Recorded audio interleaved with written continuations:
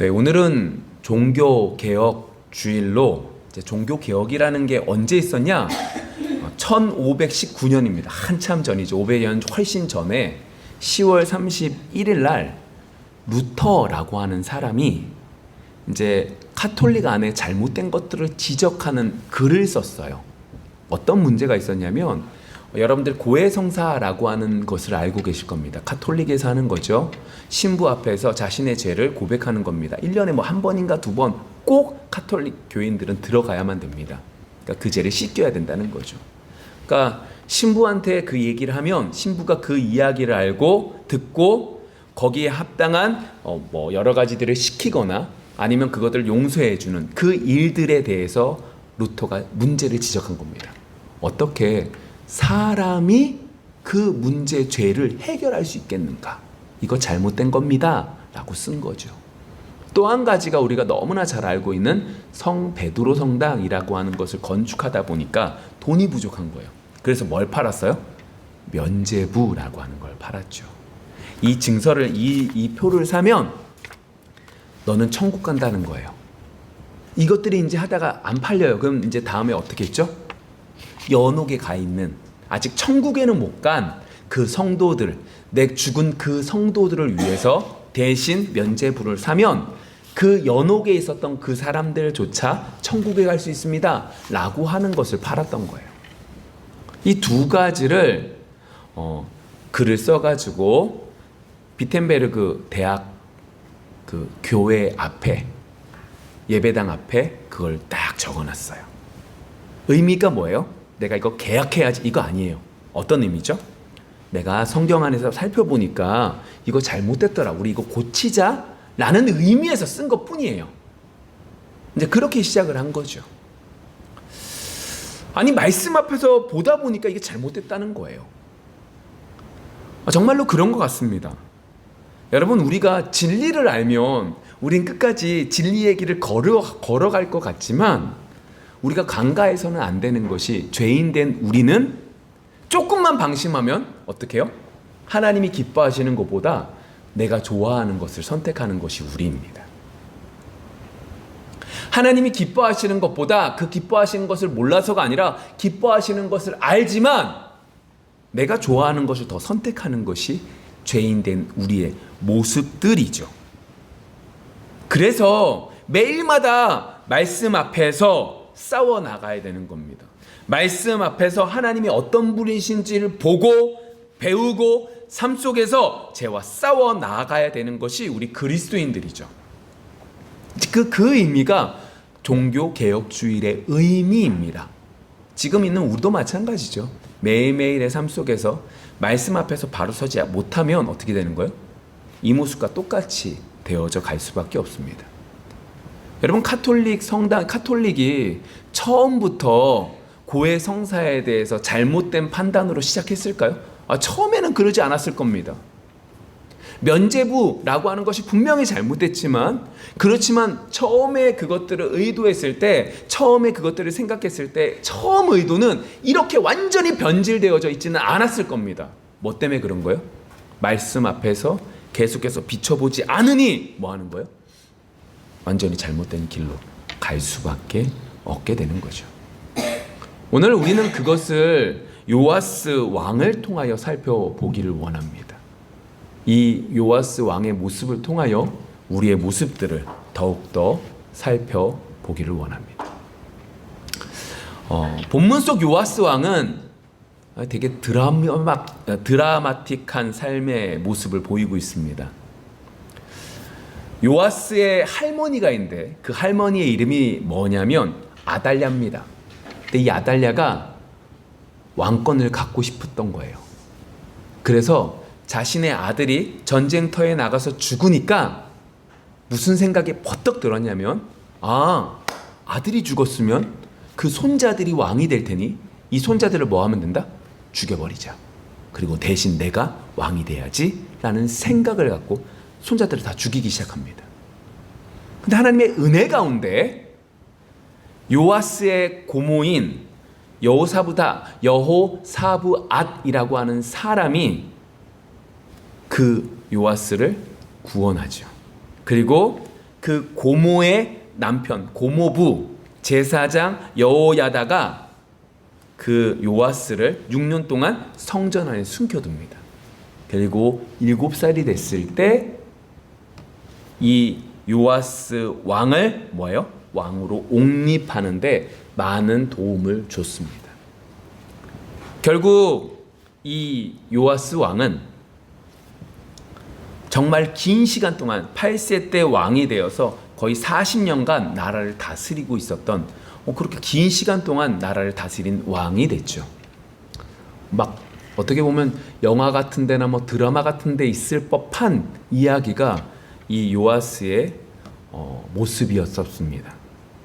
근데 이 요아스가 이렇게 40년 동안 이 나라를 다스리면서 남유다를 다스리면서 그의 업적이 뭐냐라고 할 때 업적이 딱 하나 있습니다.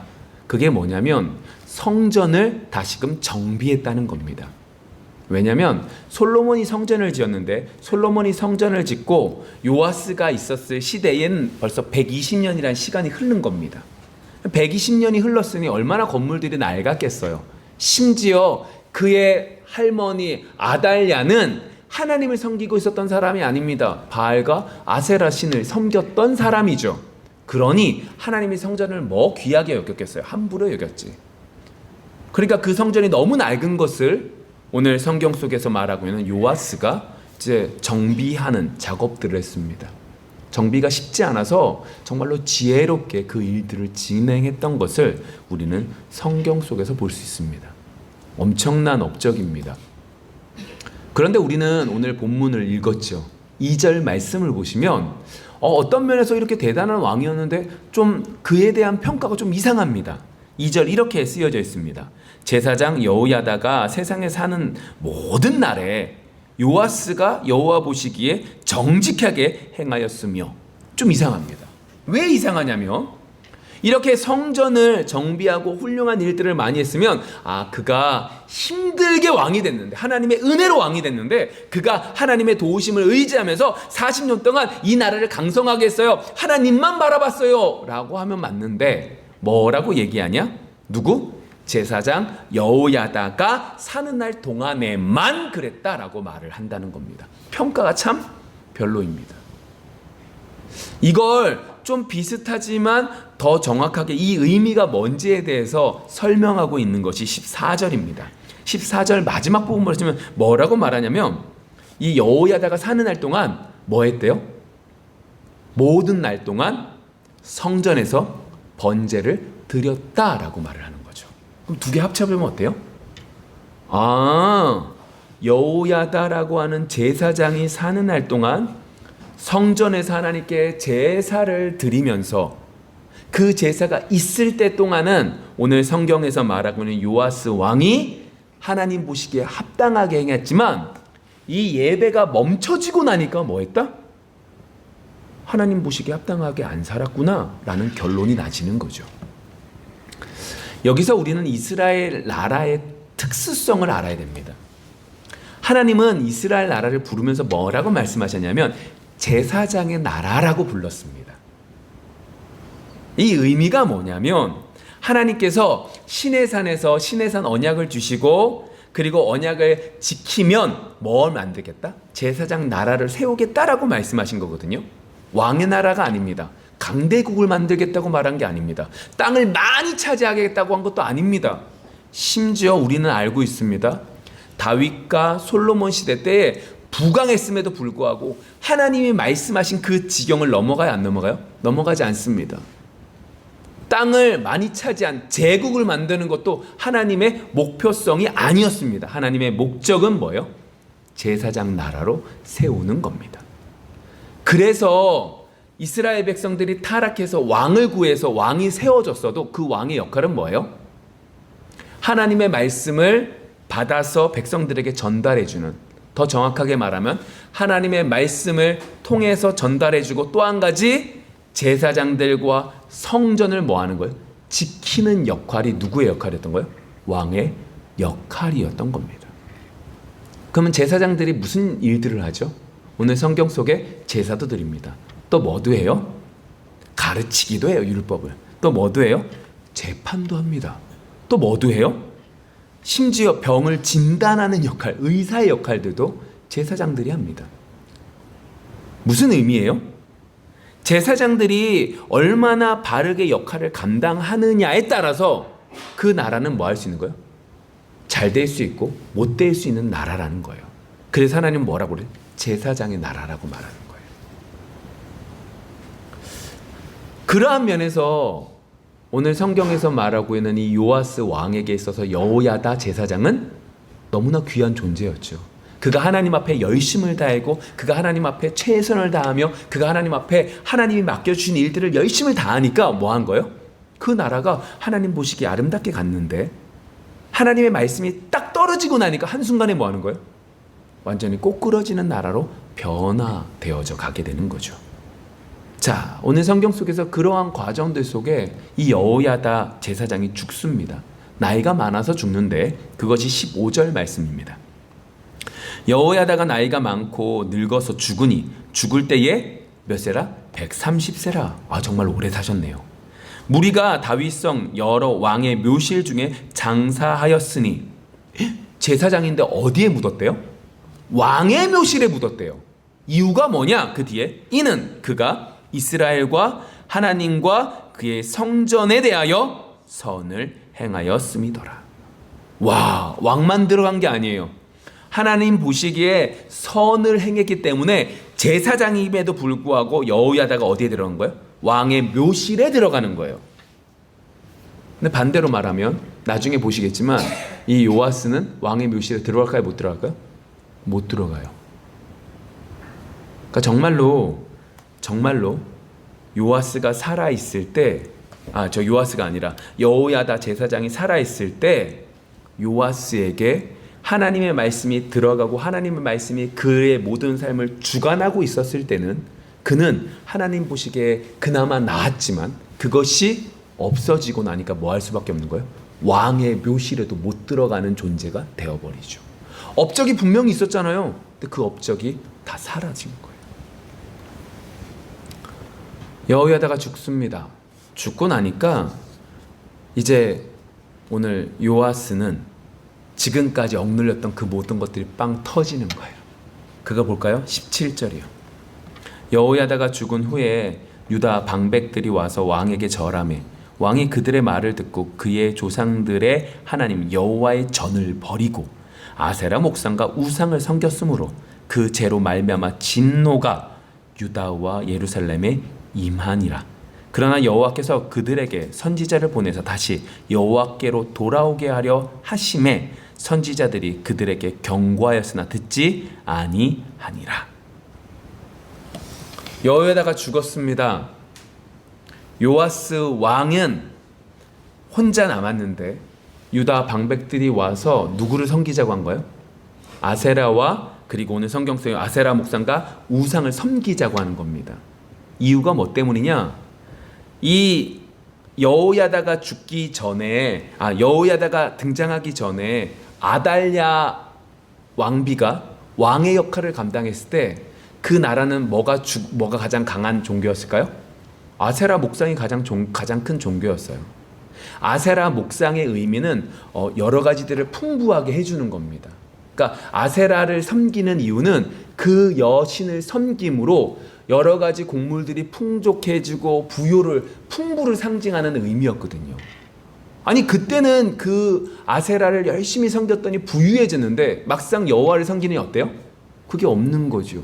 그래서 그들에게는 불평이었고 가장 큰 걸림돌이었던 여호야다 제사장이 죽고 나니까 뭐요? 왕에게 가가지고 우리 다시금 아세라 목상 섬깁시다 라고 이야기를 했다는 겁니다. 그랬더니 뭐라고 말해요? 하나님의 진노가 임했답니다. 그리고 그 진노 속에서도 선지자들을 보냈답니다. 그 경고 듣지 않았답니다. 20절 계속 읽어볼까요? 이에 하나님의 영이 제사장 여호야다의 아들 스가랴를 감동시키매 그가 백성 앞에 높이 서서 그들에게 이르되 하나님이 이같이 말씀하시기를 너희가 어찌하여 여호와의 명령을 거역하여 스스로 형통하지 못하게 하느냐 하셨나니 너희가 여호와를 버렸으므로 여호와께서도 너희를 버리셨느니라 하나 무리가 함께 꾀하고 왕의 명령을 따라 그를 여호와의 전 뜰 안에서 돌로 쳐 죽였더라. 요아스 왕이 이와 같이 스가랴의 아버지 여호야다가 베푼 은혜를 기억하지 아니하고 그의 아들을 죽이니 그가 죽을 때에 이르되 여호와는 감찰하시고 신원하여 주옵소서 하니라. 여호와의 아들 스가랴예요. 이게 신약에서 말하는 스가랴의 피라고 말하는 그 스가랴예요. 그러니까 우리가 알고 있는 성경 본문의 성경의 책에 있는 그 스가랴가 아니라 여기서 말하고 있는 이 스가랴를 말하는 거예요. 자, 이 스가랴가 성령의 감동함을 받아서 뭐라고 그래요? 그렇게 하면 안 돼! 라고 말했더니 도리어 죽임을 당하게 되는 장면들이 나타나 있습니다. 마지막에 하나님 앞에 신원했다고 말하죠. 이게 뭐예요? 가슴에 맺힌 원한을 풀어달라고 하나님께 외치고 있었다는 거죠. 제가 지금 성경의 이야기들을 쭉 말씀을 드렸어요. 아니, 어떻게 한순간에 이 모든 것들이 확 바뀌는 거죠? 아니, 이전에는 그래도 하나님의 성전을 고치기에 열심을 다했던 사람이에요. 근데 한순간에 어떻게 해요? 그 모습 다 잊어버리고 아세라 목상을 섬기고 심지어 하나님의 선지자, 심지어 나의 은인이잖아요. 그의 아버지가 나의 은인이잖아요. 그의 아버지와 그의 고모와 고모부가 없었으면 난 죽었단 말이에요. 근데 그 모든 것들을 잊어버리고 그의 아들을 죽여버리고 있는 거죠. 인간적으로도 이러면 안 되는데 그 모습을 보이고 있는 거예요. 이건 결국 이제 어떻게까지 되냐? 이제 23절부터 보시면 1년이 지난 후에, 그러니까 스가랴가 죽은 지 1년 지나서 어떻게 해요? 아람 군대가 쳐들어와요. 근데 17절에 보시면 아람 군대가 많대요, 적대요? 자, 24절에 보면 아람 군대가 많대요, 적대요? 적대요. 아람 군대가 적음에도 불구하고 그들이 쳐들어와서 많은 우리 군대들을 다 죽인 거예요. 심지어 그 속에 누구도 죽어요? 17절에 이 왕을 흔들어서 아세라 목상을 섬기게 했던 그 모든 방백들이 다 죽어버려요. 그리고 요아스 왕은 어떻게 돼요? 전쟁에서 상처를 입거든요. 여러분, 전사당하는 게 좋아요? 아니면은 정말로 중병에 죽기 일보 직전에 그냥 살려줘서 돌아가서 비참하게 죽게 하는 게 나아요? 그래서 사는 게 좀 더 나은가요? 근데 어차피 살아도 좀만 지나면 죽을 수밖에 없는 상황인데. 근데 오늘 성경 속에서 아람 군대는요, 이 요아스 왕을 어떻게까지 하냐? 죽기 일보 직전까지 죽여놓고 뭐예요? 그냥 가버려요. 그러니까 전쟁에서 전사하지도 못하게 한 거예요. 그리고 돌아와서 어떻게 해요? 침상에서 죽임당해서 끝나요. 와.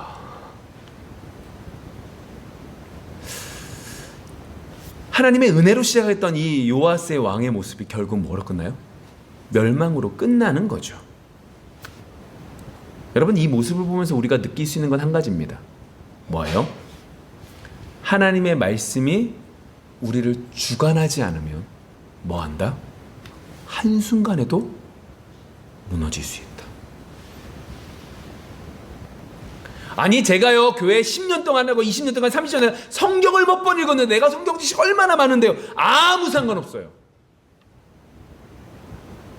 하나님의 말씀을 부여잡고 하나님께 은혜를 구하지 않으면 한순간에 무너지는 게 뭐예요? 우리의 모습인 거죠. 왠지 아십니까? 우리 예레미야서 말씀에 이렇게 쓰여져 있습니다. 예레미야 22장 21절 말씀. 내가 평안할 때에 내가 내게 말하였으나 내 말이 나는 듣지 아니하리라 하였나니 내가 어려서부터 내 목소리를 청종하지 아니함이 내 습관이라. 이게 무슨 얘기냐면 우리는 그걸 알고 있습니다. 어려서부터 항상 우리는 악한 것들만 좋아한다. 이거 너무너무나 잘 알고 있죠. 그 말을 하고 있는 거예요. 뭐라고 하냐? 너는 어려서부터 하나님의 목소리를 청정하지 않는다? 청정하지 않는다. 그러니까 이런 얘기예요. 도덕적으로 너무나 선한 사람들이 있어요. 그렇지만 그 사람들이라고 해서 하나님 말씀 잘 들어요? 안 듣는다고요. 그게 인간이라고요. 여러분, 주일학교에 가보면 인간이 얼마나 악한지가 적나라하게 나타납니다. 왠지 아세요? 어린아이들이라고 해서 하나님 말씀 잘 들을 것 같죠? 아닙니다. 안 듣는 친구들은 안 듣는 친구들의 얼굴이 다 드러납니다. 그게 인간의 모습이죠. 그나마 어른들은 못 들어도 어떻게 해요? 듣는 척이라도 하고 끌어가지고 아멘이라고 하고 이러고 있어서 모르는 거지. 어린아이들은 어떻게 해요? 너무나 착해서 자신의 모습을 그대로 드러내는 거죠. 근데 그 드러내는 아이들이 자라서 뭐가 되는 거예요? 어른이 되잖아요. 그러니까 그게 어려서부터 우리는 하나님의 말씀에, 하나님의 음성에 귀 기울이고 싶지 않은 것이 우리의 모습인 것을 적나라하게 예레미야에서 말하고 있는 거죠. 이러니까 한순간에 무너지는 거예요. 다른 말씀 한번 더 찾아볼까요? 디모데 후서 4장 말씀에 보시면 이렇게 쓰여져 있거든요. 제가 한번 읽어볼게요. 하나님 앞과 살아있는 자와 죽은 자를 심판하실 그리스도 예수 앞에서 그가 나타나실 것과 그의 나라를 두고 엄히 명하노니 너는 말씀을 전파하라. 때를 얻든지 못 얻든지 항상 힘쓰라. 범사에 오래 참고 가르침으로 경책하며 경계하며 권하라. 디모데 후서는 디모데에게 쓴 겁니다. 그러니까 1차적으로 목회 서신이라 해서 목사들에게 쓴 겁니다. 근데 이게 단순하게 목사들에게만 관점을 둔 게 아닙니다. 우리 모두에게 말하고 있는 거죠. 항상 뭐 하라는 거예요? 하나님 말씀 듣기 위해서 열심을 다하라는 거죠. 근데 넘어가 볼게요. 3절 말씀. 때가 이르리니 사람이 바른 교훈을 받지 아니하며 귀가 가리워서 자기의 사욕을 따라 스승을 많이 두고 또 그 귀를 진리에서 돌이켜 허탄한 이야기를 따르리라. 그러나 너는 모든 일에 신중하여 고난을 받으며 전도자의 일을 하며 내 직무를 다하라. 전제와 같이 내가 벌써 부어지고 나의 떠날 시각이 가까웠도다. 나는 선한 싸움을 싸우고 나의 달려갈 길을 마치고 믿음을 지켰으니 이제 후로는 나를 위하여 의의 면류관이 예비되었으므로 주 곧 의로우신 재판장이 그날에 내게 주실 것이며 내게만 아니라 주의 나타내심을 사모하는 모든 자에게도니라. 아멘. 무슨 얘기면 이거예요? 너희들 듣는 것에 열심을 내래요. 그러니까 1차적으로는 디모데 목회자들에게 한 거예요. 2차적으로 우리 모두에게 이 말씀을 하는 거예요. 너희들 듣는 것에 열심을 다하래요. 왜냐? 때가 되면, 다시 말하면 말세가 되면, 여기서 말하고 있는 말세는요, 우리 지금 살고 있는 이때를 말하는 거예요. 예수님이 승천하시고 성령이 내려진 이때부터 이미 말세인 거예요. 지금 하나님 말씀을 들을 수 있을 때 열심을 다해서 들으라는 거예요. 혹 못 들을 때가 있다는 거예요. 안 들을 때가 있다는 거예요. 그때가 오면 뭐 한다는 거예요? 그때가 이르면 사람이 바른 교훈을 받으려고 하지 않고 뭘 쫓아서? 내 사욕을 쫓아서 많은 스승을 둔대요. 돈, 명예, 그리고 건강, 뭐 여러 가지 자녀, 이것들이 내 스승이 돼서 그것만을 쫓아간다는 그 소리를 하는 거예요. 여러분, 이러한 시대가 오니까 뭐 하라는 거예요? 열심을 다해서 지금 들을 수 있을 때 열심을 다해서 들으라는 거예요. 제가 왜 이 말씀을 했냐면 이 얘기를 하고 있거든요. 요시야 왕이요, 여호야다 제사장이 죽자마자 뭐 했어요?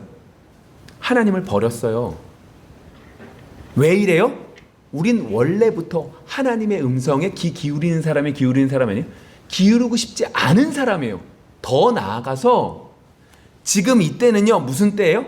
하나님의 말씀보다 내 욕심을 채우려고 여러 많은 스승들을 두는 시대라는 거예요. 여러분 어떻게 해요? 여러분 어떻게 해야 돼요? 우리 인간 자체도 하나님 말씀을 듣고 싶어 안 하고, 지금 시기적으로도 말세라서 우리가 순간만 잘못하면 하나님 말씀보다 우리의 욕심을 쫓아서 살아가는 것이 우리인데, 무엇 하나 제대로 할 수 없는 게 지금이고 우리의 모습인데, 여러분 어떻게 해야 될까요? 여러분, 그 문제를 우리는 마틴 루터의 모습을 통해서 좀 해결할 수 있습니다. 마틴 루터는요, 번개가 크게 친 것 때문에 두려움을 느껴요. 죽음에 대한 두려움을 느껴요. 이것 때문에 신부가 돼요. 이것 때문에 그는 정말 많은 고행을 해요. 그의 일화 중에 정말로 유명한 게 뭐냐면, 그가 매일마다 매 시간마다 뭐 하러 갔을까요? 고해성사 하러 갔어요. 죄 있으면 천국 못 갈까 봐. 오죽하면요, 그 위에 있는 신부가 그만 오라고 그래요. 그가 얼마나 괴로웠으면요, 계단이 있는데 그 계단을 발로 기어가면서 주기도문을 외우는 거예요. 그렇게 고행을 하고 나면 은혜가 내려진다라고 하는 것에 가서 무릎 위에 피가 가득할 정도로 열심히 돌아다녔지만 평안을 얻었을까요? 못 얻었을까요? 못 얻었어요. 근데 이러한 마틴 루터가요, 깨달아서 은혜를 누린 고 완전히 삶이 뒤바뀌었던 말씀이 있었어요. 그 말씀이 뭐냐면 로마서 1장 17절 말씀이거든요. 이렇게 쓰여져 있습니다. 복음에는 하나님의 의가 나타나서 믿음으로 믿음에 이르게 하나니 기록된 바 오직 의인은 믿음으로 말미암아 살리란가 같으니라. 여러분, 이것이 도화선이 돼서 종교개혁의 시작점이 되어지죠. 자, 마틴 루터에 대한 이 말씀이 어떻게 은혜가 됐는지 좀 말씀을 드려볼까요? 마틴 루터가 신학자이자 교수였어요. 그러니까 머리가 정말로 좋았던 사람이에요. 그리고 그 교수의 역할들을 하면서 이제 로마서를 강의하다가 이 구절이 딱 들어간 거예요. 여러분, 이 구절을 어떻게 받으십니까? 마틴 루터는 이 구절을 딱 받고 마음이 너무너무 힘들었어요. 어떻게 받았냐면 이걸 이렇게 받았거든요. 구약의 율법은 지키면 천국 가는 거였어요. 그쵸? 그런데 오늘 말씀 속에서 뭐라 하냐?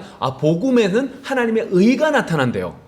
이제 이게 어떻게 연결되냐면 마틴 루터의 입장에선 구약에서는 그것을 행하고 그것대로 해야지만 구원받으니까 신약에서도 그 의라고 하는 게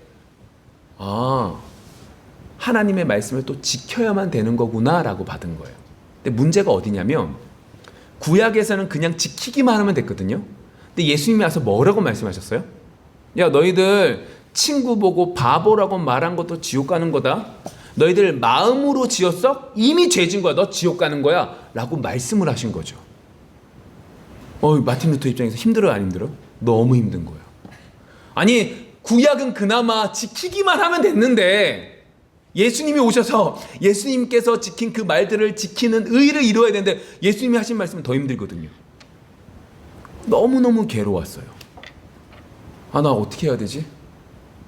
이건 정말로 힘든 거네. 너무너무 괴로운 그때에 하나님이 그에게 은혜를 베풀어서 깨달은 게 있어요. 여기서 말하고 있는 이 하나님의 의가 구약에서 말하는 율법을 지키라는 그 소리가 아니구나. 예수님이 하신 말씀을 그대로 지키라는 그 의미가 아니구나. 여기서 말씀하시는 이 의는 우리가 할 수 없으니까 하나님께서 그의 아들 예수님을 보내주셨다라고 하는 거구나. 예수님이 이 땅에 오셔서 인간같이 여자의 몸에서 나셨다. 율법 아래 계셨구나. 다른 모든 인간은 율법을 다 지키지 못했는데 예수님께서는 그 모든 율법을 지키셨고 우리의 모든 죄를 대신 지셔서 십자가에 못 박혀 돌아가셨고 대신 저주를 감당하신 거구나. 그래서 주님께서 이전에는 이스라엘 백성들만 구원받았는데 이제는 그것이 상관없이 모든 이방인들도 구원받게 해주신 거구나. 하나님의 은혜를 받으니까 말씀이 이해가 되는 거예요. 믿어지는 거예요. 너무너무 감사하게 되는 거예요. 이전에 눌린 것이 다 사라지고 내가 하는 건 예수님을 믿는 것 속에서 그 모든 은혜가 주어지는 거구나 라는 것을 깨닫게 된 거죠. 마틴 루터는요, 이것을 깨달은 이후에 나 율법을 지키지 못하면 지옥 가는데 라고 하는 그 두려움에서 사라지게 돼요. 나는 오직 예수 그리스도의 은혜로 구원받는 거구나 라는 걸 깨닫게 되는 거죠. 여러분, 이곳 속에서 우리는 이 마틴 루터의 이야기들 속에서 우리가 한 가지 더 기억해야 될 것이 있습니다. 그게 뭐냐면 하나님의 말씀은 어떤 거냐? 하나님께서 말씀하시고 누가 이루시는 거예요? 하나님께서 이루시는 책이에요. 오해하지 마세요. 하나님의 말씀은요, 하나님께서 말씀하셨어요. 그리고 누가 이루세요? 하나님이 이루시는 거예요. 그럼 우리는 그 속에서 뭐 하는 거예요? 열심을 다해서 그 하나님의 말씀을 지키려고 몸부림치죠. 근데 몸부림치는데 돼요? 안 돼요? 안 돼요. 안 되니까 어떻게 해요? 하나님 나 좀 도와주세요 라고 하면 그 가운데 하나님은 그 하나님의 역사들을 이루시는 것들을 우리는 뭐예요? 목도하는 거죠. 여러분, 제가 왜 루터의 이야기를 하고 이 말씀에 대한 이야기를 하냐면 이걸 우리는 연결해야 되기 때문에 그렇죠. 제가 서두에서 이 말씀, 우리가 지금까지 성경 본문에 대한 이야기를 해드리면서 제가 뭐라고 말씀을 드렸냐면 요아스 왕이 하나님의 말씀이 그와 함께 있지 않음에 한순간에 무너졌다고 말씀을 드렸어요. 이유가 뭐 때문이요? 인간 자체가 하나님 말씀을 원래 싫어하거든요. 마지막 때다 보니까 뭐 하는 거예요? 하나님의 말씀보다 내 사리사욕을 채우고 싶은 게 인간의 욕심이고 인간의 모습이기 때문에 정말로 우리는 하나님의 말씀이 한순간도 있지 않으면 무너질 수밖에 없다고요. 이 문제를 해결하기 위해서 우리는 열심을 다하는데 우리가 오해하고 있는 게 있어요.